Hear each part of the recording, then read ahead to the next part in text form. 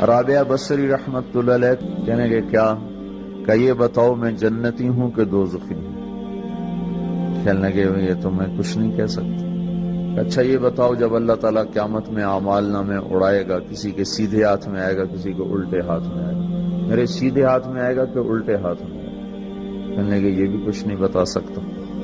کہنے لگے اچھا یہ بتاؤ جب اللہ نیکیوں کو تولے گا، کسی کی نیکیاں بڑھ جائیں گی، کسی کے گناہ بڑھ جائیں گے، میرے گناہ زیادہ ہوں گے نیکیاں زیادہ ہوں گی؟ کہ یہ بھی نہیں بتا سکتا۔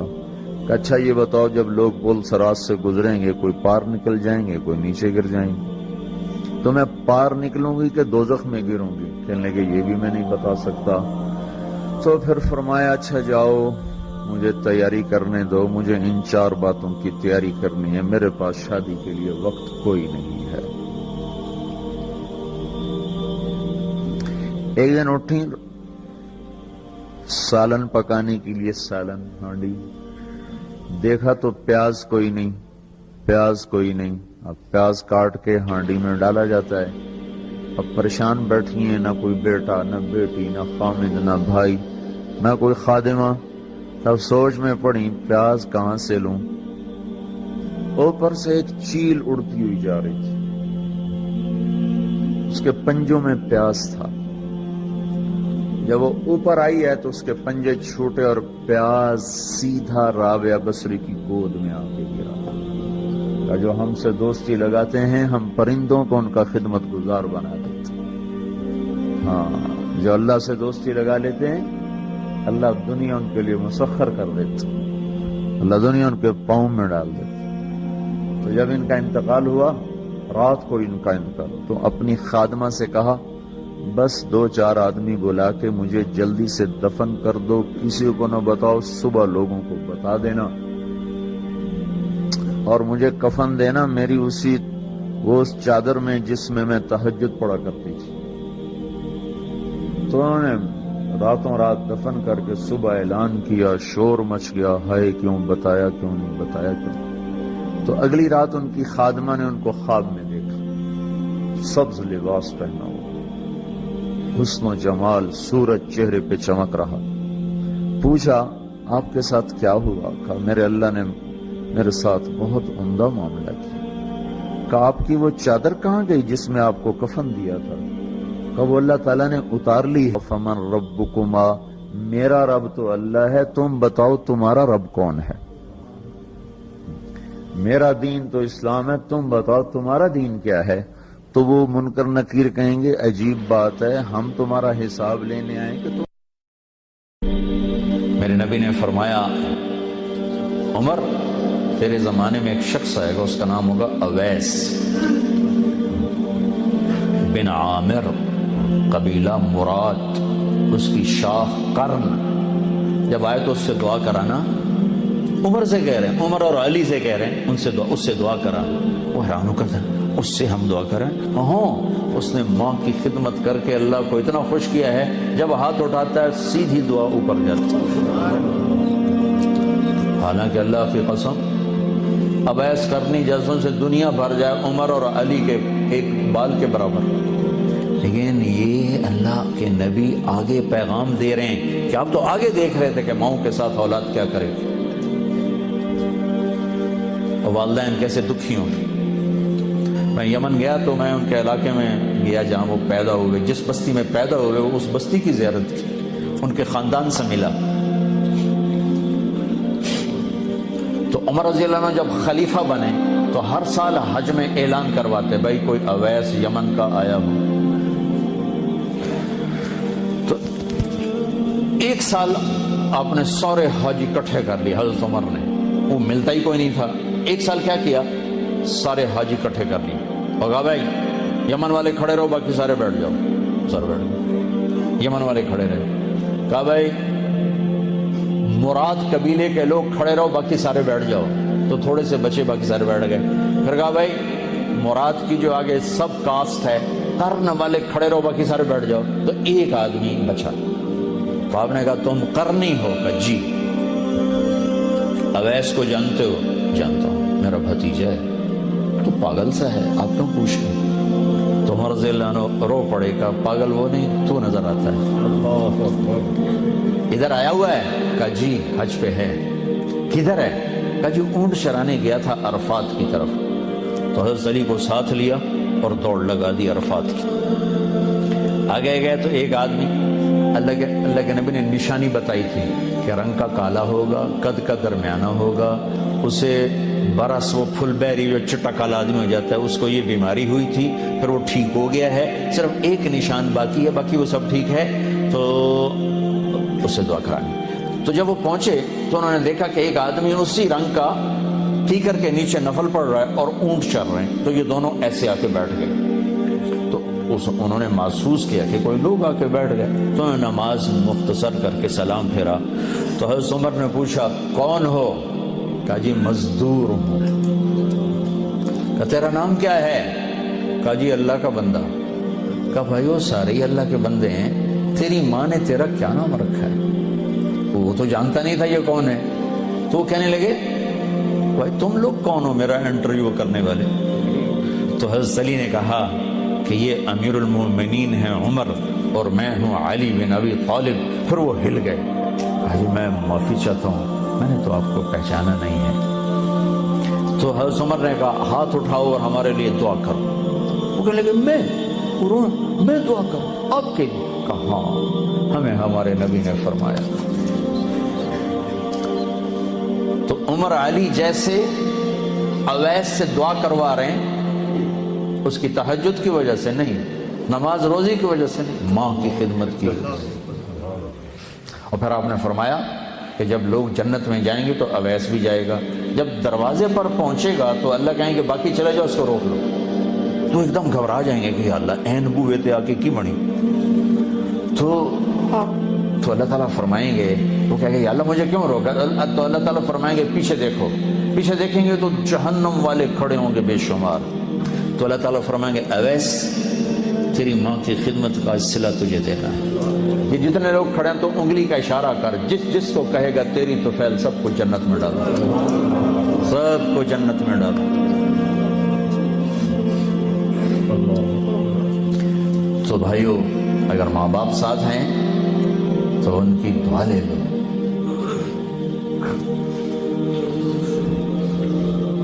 بہت بڑا سرمایہ ہے. اپنے بچوں کو حلال کھلاؤ، حرام نہ کھلاؤ. پیٹ پہ پتھر باندھ لو، حرام نہ کھلاؤ. سچ بولو، جھوٹ نہ بولو. گھر والوں کو ٹائم دو. آپ کے پاس ٹائم کوئی نہیں، سٹریس ہے زندگی میں، تھوڑا اپنی رفتار کو ہلکا کرو.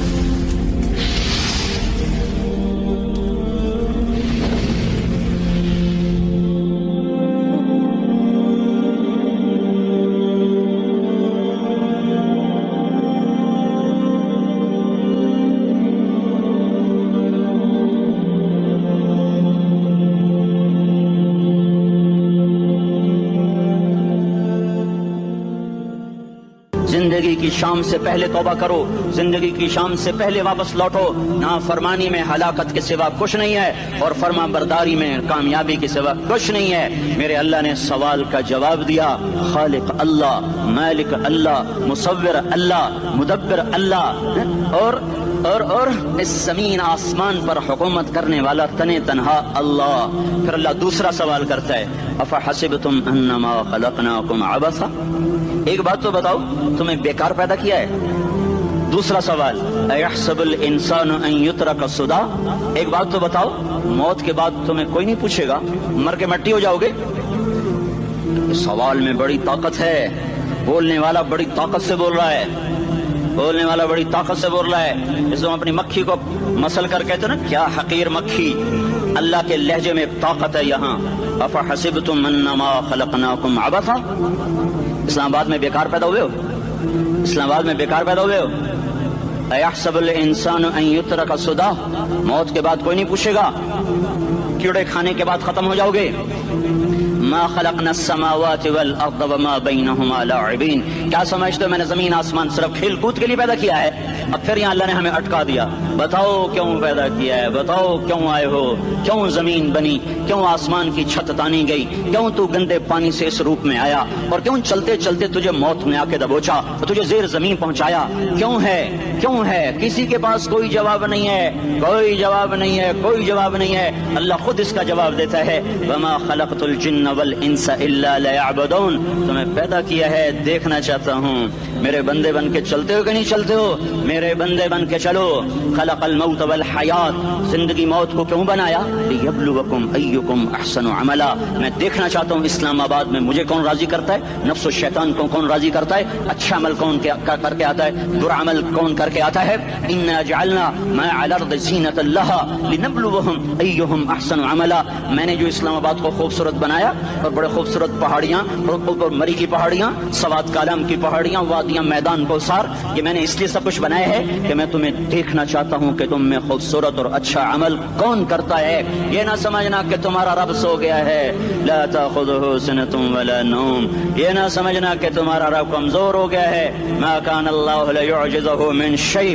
یہ نہ سمجھنا کہ آبادی کی کثرت سے تمہارا رب اب گنتی نہیں کر سکتا اور غافل ہو گیا ہے. لا تحسبن اللہ غافلا عما يعمل الظالمون. یہ نہ سمجھنا رات کے اندھیرے، اسلام آباد کی کالی رات اور اس کالی رات میں ہونے والی مستیاں وہ تمہیں اللہ سے چھپا لیتی ہیں. یہ نہ سمجھنا کہ اندھیرا اس سے کسی چیز کو چھپا لیتا ہے.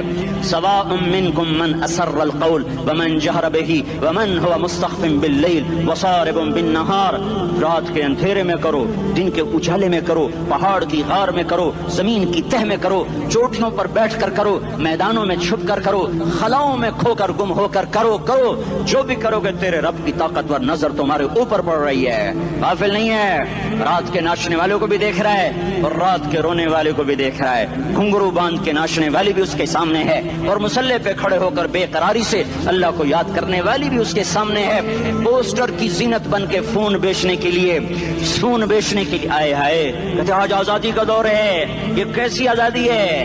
یہ کیسی آزادی ہے کہ عورت اتنی سستی ہو گئی، عورت اتنی سستی ہو گئی کہ ٹیلی فون بیچنے والوں کے لیے بھی ننگی ہو کر پوسٹر پر، اور موٹر سائیکل بیچنے والوں کے لیے بھی عریاں ہو کر پوسٹر پر، ڈبل روٹی اور فریج بیچنے والوں کے لیے بھی عریاں ہو کر پوسٹر پر. یہ آزادی نہیں ہے، یہ فحاشی ہے، یہ بے حیائی ہے، یہ اخلاق کی آگ ہے، یہ بد اخلاقی کا جنگل ہے.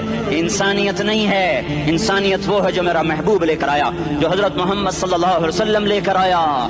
اس نے عورت کو عزت بخشی، مقام بخشا، ماں کے روپ میں بنایا کہ اس کے قدموں تلے جنت ہے. بیٹی کے روپ میں بیٹی کا روپ اللہ تعالیٰ نے دیا تو میرے نبی نے فرمایا اللہ نے جس کو 2 بیٹیاں دی دی ان کی شادی کر کے بیاہ دیا 2 اور میں جنت میں ایسے ہو جائیں گے. بہن کا روپ دیا تو میرے نبی نے فرمایا اللہ نے جس کو 2 بہنیں دی وہ ان کی خدمت کرتا رہا، ان کی شادیاں کی، شادی کے بعد ان کو وراثت میں ان کا حصہ دیا.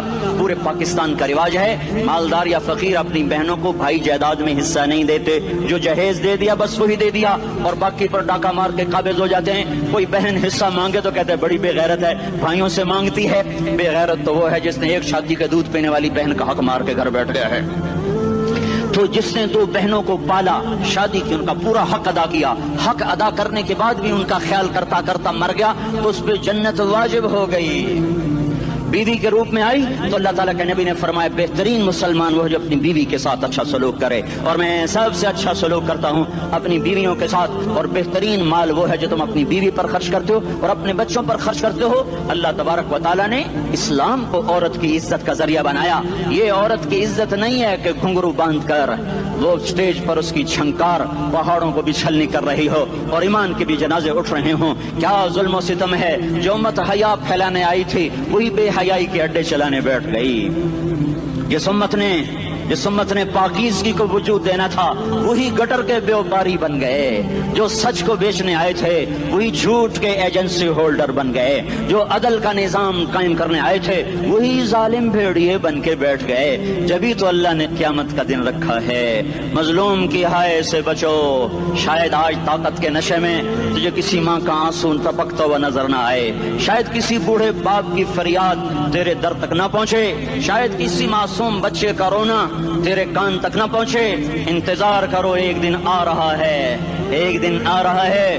انہم یرونہ بعیدا ونراہ قریبا، تمہیں دور نظر آتا ہے، ہمیں قریب نظر آتا ہے۔ یوم تکون السماء کالمہل وتکون الجبال کالعہن، جب آسمان پھٹ جائے گا، پہاڑ روئی بن جائیں گے۔ اذا السماء انفطرت، جب آسمان پھٹے گا۔ واذا الکواکب انتثرت، جب ستارے جھڑیں گے۔ واذا القبور بعثرت، جب قبریں اکھڑیں گی۔ ہاں، آج ظالم و مظلوم میں نکھیڑا کرنے کے اللہ خدا رہا ہے۔ بہت سے دوست کہتے ہیں مسلمانوں کے ساتھ کیا ہو رہا ہے، کیا ہو رہا ہے، کیا ہو رہا ہے، کافر کیا کر رہے ہیں، ظالم کیا کر رہے ہیں، جس کے ہاتھ میں حکومت ہے وہ فرعون بن چکا ہے، جس کے ہاتھ میں طاقت ہے وہ یہ کر چکا ہے، کوئی نہیں پوچھنے والا، کوئی نہیں ارے ہے، ہم جلد باز ہیں، وہ بردبار ہے۔ ہماری طبیعت میں جلدی ہے، اس کی طبیعت میں بردباری ہے۔ وہ ظالم کو بھی دیکھ رہا ہے، مظلوم کی آہیں سسکیاں بھی سن رہا ہے، غافل نہیں ہے۔ اللہ کا عرش ہلتا ہے جب مظلوم کپ کپاتا ہے۔ مظلوم کافر بھی ہوگا تو اللہ اس کا ساتھی بن جائے گا۔ مظلوم کی کوئی برادری نہیں اللہ کے دربار میں، مظلوم کی ایک ہی برادری ہے، وہ مسلمان ہو، وہ ہندو ہو، وہ دہریہ ہو، وہ کافر ہو، یہودی ہو، عیسائی ہو، بدھ مت ہو، بت پرست ہو، آتش پرست ہو، مظلوم ہے تو اللہ اس کے ساتھ ہے۔ دعوت اصلاح ناصر خان اسلامی کیسٹ ہاؤس، بیرون کچہری گیٹ، اشرف روڈ، سرائے فقیر خان، پیښور ښار کې د ناصر خان سرار سات ملاویږي او د دې نه علاوه د دیني تقاریر کیسټ هم تاسو را د دې دکان نه ترلاسه کیدی شي۔ ارے اللہ کے قدموں میں جھکو، اللہ کو منا لو، حکومتوں کے پیچھے مت پڑو۔ وہ ظالم ہے تو صبر کرو، ان قریب اللہ آ رہا ہے۔ وہ عیاش ہیں تو صبر کرو، ان قریب اللہ آ رہا ہے۔ افسر راشی ہے تو صبر کرو، ان قریب اللہ آ رہا ہے۔ ہاں تم دیکھتے نہیں ہو، یہاں حسین کا سر نیزے پہ چڑھ گیا اور یزید تخت پہ بیٹھا رہ گیا، ابن زیاد نے فتح کا جھنڈا لہرایا اور آل رسول کے لاشیں تڑپا دیے گئے۔ اللہ کی قدرت اور سنت میں غور تو کرو۔ ضروری نہیں جن سے راضی ہو ان کے جھنڈے لہرائے، جن سے راضی ہوتا ہے ان کو کبھی یوں بھی کر دیتا ہے۔ کائنات کا سب سے مقدس قافلہ، سب سے مقدس خاندان، سب سے مقدس نسل، خراسان میں ایک آل رسول میں سے شخص کا انتقال ہوا۔ فاقے آئے، بیوی نے اپنے فاقہ چھپانے کے لیے ہجرت کی، سمرقند چلی گئی۔ وہاں پہنچی تو ایک والی سمرقند کے پاس گئی، مسافر ہوں، پردیسی ہوں، رات کے لیے ٹھکانا چاہیے، بچوں کے لیے خوراک چاہیے، میں آل رسول میں سے ہوں۔ اس نے کہا کوئی گواہ لاؤ، تو آل رسول میں ہے؟ کہ میں تو پردیسی ہوں، میرا تو کوئی گواہ نہیں۔ وہ کہنے لگا یہاں ہر دوسرا آدمی کہتا میں آل رسول ہوں۔ وہ پریشان ہوئی، کسی نے کہا وہ جو پارسی ہے نا، آتش پرست بڑا سخی ہے، اس کے پاس چلی جا۔ اس کو جا کر بتایا میں آل رسول میں سے ہوں اور میں پردیسی ہوں، مجھے 1-2 رات کا ٹھکانہ چاہیے جب تک کہ میں اپنا کوئی روزگار نہ بنا لوں۔ اس نے اس کو گھر میں ٹھکانہ دیا۔ رات کو والی سمرقند نے خواب دیکھا کہ وہ جنت میں ہے، بڑے عالی شان محل ہے، جس کے دروازے پر حضرت محمد صلی اللہ علیہ وسلم کھڑے ہوئے ہیں، اور یہ آ کر کہتا ہے یا رسول اللہ یہ کس کا گھر ہے؟ تو آپ نے فرمایا ایک مسلمان کا گھر ہے۔ تو اس نے کہا یا رسول اللہ میں بھی مسلمان ہوں۔ تو آپ نے فرمایا اپنے اسلام پر گواہ پیش کرو، اپنے اسلام پر گواہ پیش کرو۔ تو ایسے کانپ گیا۔ پھر آپ نے فرمایا میری بیٹی آئی تو تو نے کہا گواہ پیش کر، تو بھی اپنے اسلام پر آج گواہ پیش کر۔ آل رسول سے تجھ سے وہ ضرورت کے وقت آئی اور تو نے گواہ مانگے۔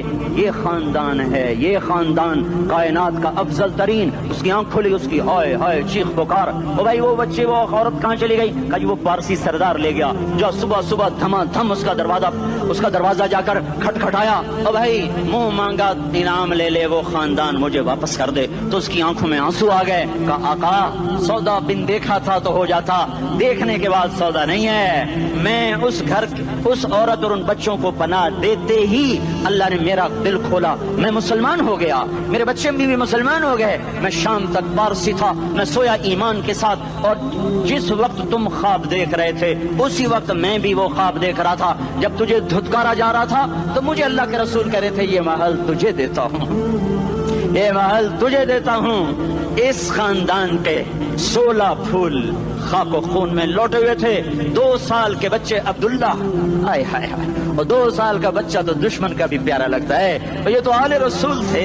عبداللہ 2 سال کا، ان خبیثوں نے اس کا سر بھی کاٹ کے نیزے پہ لٹکا دیا۔ اور جب حضرت زینب نے پیچھے مڑ کے دیکھا، اوئے ہوئے سر کٹے ہوئے، دھڑ پڑے ہوئے، دفن بھی نہیں کیا تو ان کی زبان سے نکلا یا محمدا یا محمدا صلی علیک الالہ وملک السماء هذا حسین بالعراء مزمل بالدماء مقطع الاعضاء بناتك صبايا وذريتك مقتلة تصفي عليها الصبا یا رسول اللہ یا محمد او ہمارے نانا آجا تجھ پر اللہ کا درود و سلام ہو فرشتوں کا سلام ہو آج اپنے حسین کو دیکھو آج اس نے اپنی آج اس کی مہندی ہو رہی ہے آج اس کی مہندی کس چیز سے ہو رہی اپنے خون سے مہندی رچائی جا رہی ہے آج اس نے سرخ پوشاک پہنی ہوئی ہے کس چیز سے اپنے ہی خون کی پوشاک ہے جیسے گلاب کے پھول کی پتیاں بکھر جاتی ہیں مقطع الاعضاء آج دیکھو اس کا جسم ٹکڑے ٹکڑے ہوا پڑا ہے کفن دینے والوں نے کفن نہ دیا تو ہواؤں نے آگے بڑھ کر گرد و غبار سے ان کے جسموں کو چھپا دیا آج تیری بیٹیاں قید ہو گئی ہیں اولاد تیری قتل ہو گئی ہے یہ امتحان کا جہان ہے یہ امتحان کا جہان ہے ظالم دندناتے ہیں مظلوم پستے ہیں آج آ گیا آج میرا اللہ آ گیا جسے آخرت کا یقین ہو اور جو اللہ پر ایمان رکھتا ہو شراب زنا سے بچتا ہو اللہ کا فرما بردار ہو وہ کانوں میں انگلیاں دے لو آنکھوں پہ پٹی باندھو تمہارا اللہ تمہارے ساتھ ہے